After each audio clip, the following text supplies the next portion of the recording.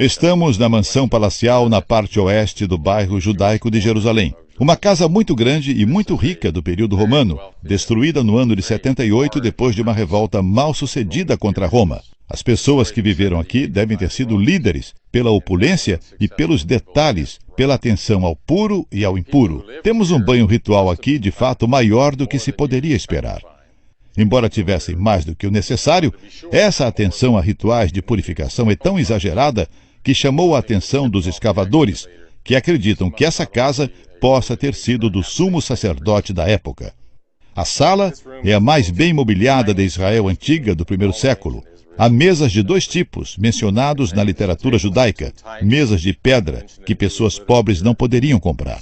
Vemos aqui também um luxuoso mosaico desenhado no chão, e provavelmente o acabamento da parede imitava mármore, porque alguns fragmentos desse material foram encontrados aqui. Na continuação da história, vemos que famílias de sacerdotes viviam perto umas das outras na cidade alta de Jerusalém do primeiro século.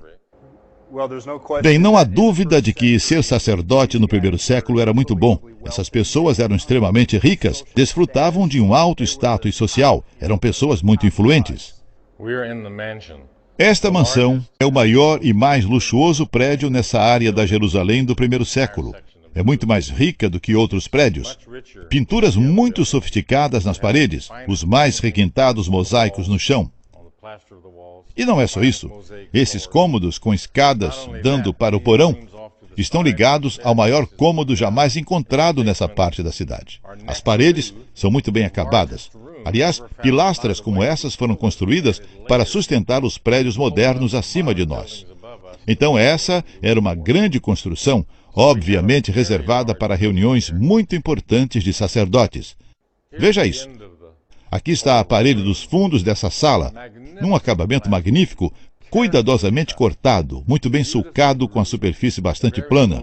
Só um outro lugar em Israel teria um acabamento assim, o palácio do rei Herodes, mas esse não é o palácio dele. Nós falamos que aqui é a casa de algum líder, mas um líder religioso muito rico, um sumo sacerdote.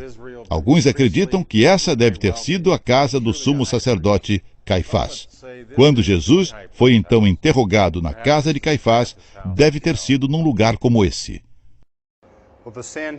O Sinédrio, formado pelos governantes religiosos do povo judeu, criou centenas de regras que eram seguidas minuciosamente. Uma dessas regras é que eles nunca se reuniriam à noite, mas para julgar Jesus, eles se encontraram à noite por conveniência e em segredo. Na verdade, a prioridade daquela reunião era declarar Jesus culpado e entregá-lo aos oficiais romanos para condená-lo à morte. O Sinédrio e todo o povo foram incapazes de reconhecer os sinais da vinda do Messias.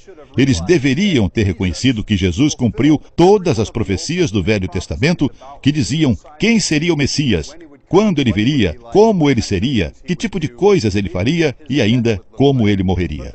Mas eles não o reconheceram porque estavam fanatizados pela sua religiosidade, riquezas, rituais diários, nas coisas do templo e neles mesmos. E assim, perderam o maior presente que Deus deu ao homem. Hoje, quais são as coisas que nos impedem de ver realmente quem é Jesus? Creio que muitas podem ser as mesmas que cegaram o sumo sacerdote e o sinédrio. Nós vivemos uma sociedade rica, numa época de abundância.